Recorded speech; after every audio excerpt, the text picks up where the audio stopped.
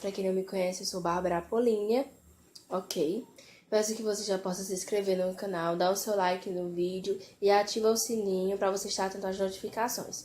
Nós estamos com a série de estudos bíblicos aqui. Esse é o sexto estudo, ou seja, a sexta lição que eu vou passar para vocês, que vocês já possam pegar sua caneta, um lápis, uma bíblia, um rascunho para você escrever, ok? E hoje nós vamos falar sobre um assunto muito polêmico. Verdade sobre a morte. E o que não te contaram sobre a morte? A morte é real? A morte é um sono? A morte é uma passagem dessa vida para outra? Para um além ao qual não podemos ver? A morte é a passagem para o inferno? Para o purgatório? A morte é a passagem para o céu? Para uma reencarnação em outras vidas? O que é a morte? A Bíblia irá nos responder. Nós falamos no outro estudo sobre o plano da salvação, certo? Que Jesus veio ao mundo e morreu para nos salvar do pecado e inclusive para nos livrar da morte. Por isso que ele ressuscitou. Amém? A consequência do pecado foi a morte.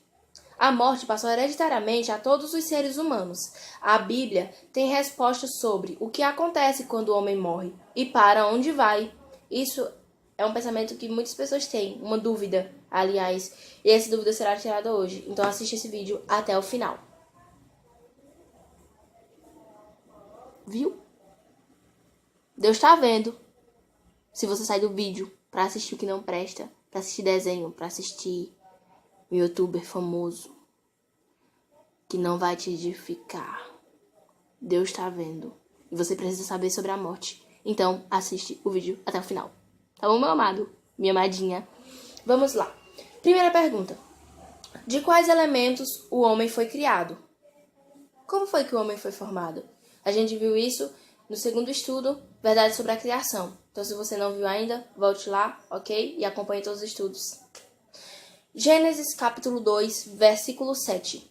Então formou o Senhor Deus ao homem do pó da terra, e lhe soprou nas narinas o fôlego de vida, e o homem passou a ser alma vivente. Isso é uma das dúvidas que a gente tem. Existia alma e tal? Hoje a gente vai saber se existe alma, se existe morte, como é o processo da morte, ok?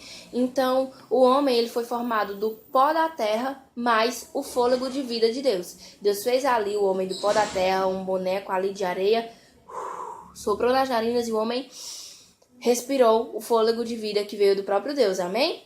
Segunda pergunta. O que ocorre na morte do homem? Eclesiastes, capítulo 12, versículo 7. E o pó volte à terra, como era, e o espírito volte a Deus, que o deu. Na morte separa-se o pó da terra e o fôlego de vida. Deus criou o homem como? Fez o boneco, pó da terra, soprou. Agora o homem passou a ser alma vivente, diz a Bíblia. Isso não quer dizer que tenha um espírito nele, uma alma, uma fumacinha cósmica que fica vagando por aí quando morre e sai do corpo, não. Quando a pessoa morre, diz Eclesiastes 12, verso 7, que o corpo volta a ser pó e o sopro de vida volta para Deus. Então, esquece esse negócio de alma, ok? Esquece esse negócio que tu vai pro inferno, porque não é assim não que as coisas funcionam, não. Terceira pergunta. Com o que Jesus comparou a morte? João capítulo 11, do verso 11 ao 14, diz assim. João capítulo 11, do verso 11 a 14, para você que não viu direitinho. Isto dizia, e depois lhes acrescentou: Nosso amigo Lázaro adormeceu, mas vou para despertá-lo. Disseram-lhe, pois, os discípulos: Senhor, se dorme, estará salvo. Jesus, porém, falara com respeito à morte de Lázaro, mas eles supunham que tivesse falado do repouso do sono. Então, Jesus lhe disse claramente: Lázaro morreu. Então, Jesus ele comparou a morte com o sono. Quando a pessoa está morta, ela está dormindo, ela está descansando, digamos assim, no pó da terra. Ela não sabe, ela não vê, ela não ouve, ela não entende nada, entendeu? A gente vai ver isso agora na resposta da quarta pergunta, que é assim: os mortos sentem alguma coisa? Vamos ver Eclesiastes, capítulo 9, do verso 5 ao verso 6. Porque os vivos sabem que hão de morrer, mas os mortos não sabem coisa nenhuma. Nem tampouco terão eles recompensa, porque a sua memória jaz no esquecimento.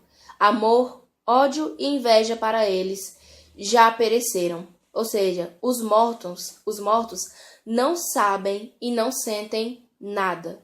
Então não pense que o morto vai vir lhe visitar, porque ele não vai. E se você viu um morto que veio lhe visitar, eu vou lhe dizer já já quem era que estava representando esse morto. Mas não era ele, pode ter certeza. Não sou eu que estou falando, é a palavra do Senhor. Se você tem dúvidas, não crê no que eu falo, ok.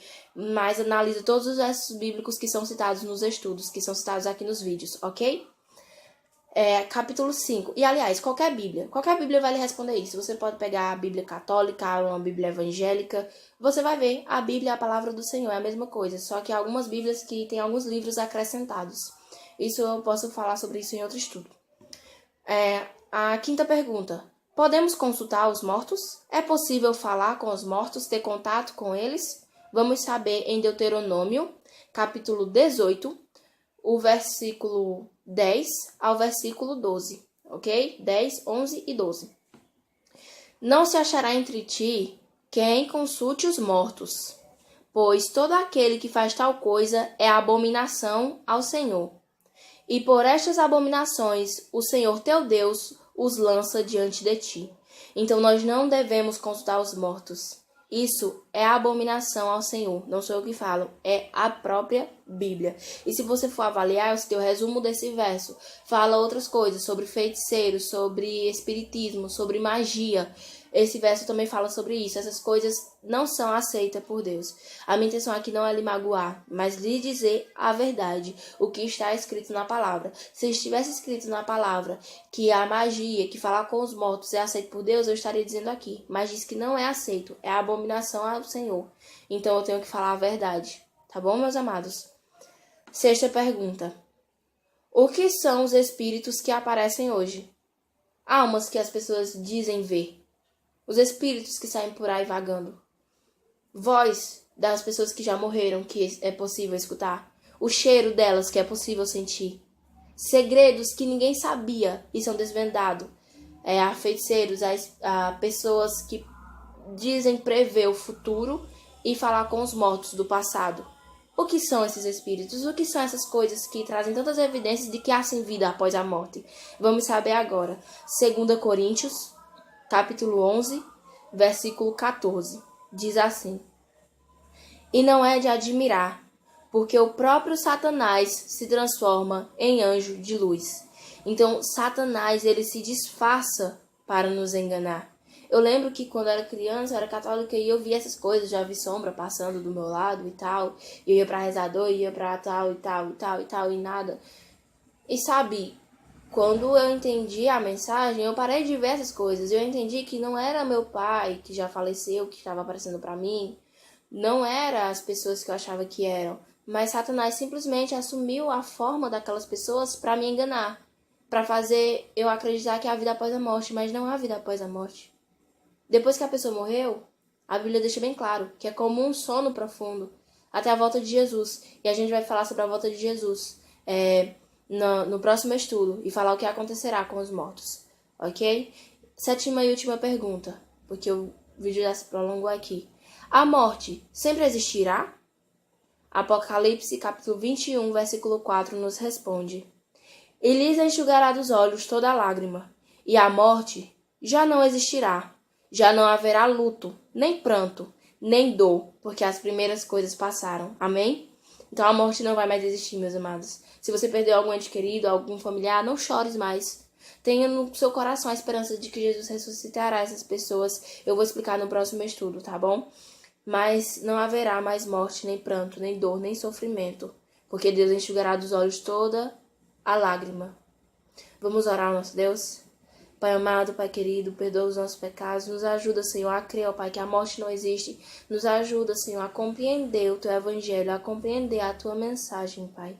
Que o Senhor possa abençoar cada um de nós, cada pessoa presente. Que seja feita a Tua vontade em nossas vidas, meu Deus. Que possamos, Senhor, realmente entender que o Senhor ressuscitará os mortos e que a morte não passa de um sono, meu Deus. E que Satanás não venha nos enganar, mas que o Senhor possa repreender todas as ciladas do demônio. Nós te rogamos em nome do Pai, do Filho e do Espírito Santo. Amém. Lembrando que Satanás não perdeu seus poderes. ele é um anjo. Só que agora é um anjo que serve para praticar o mal, mas ele não perdeu seus poderes. Ele pode assumir a forma humana de qualquer pessoa. Ele pode se transformar em anjo de luz para nos enganar. É a Bíblia que nos diz isso. Foi o Senhor que inspirou as pessoas a ajudar a Bíblia. Então, tem algumas coisas aqui que você vai precisar ver os outros estudos anteriores. Então, que você possa acompanhar toda a série, ok? Para que você possa compreender melhor. Um beijo, meus amados. E Maranata, o Senhor logo vem.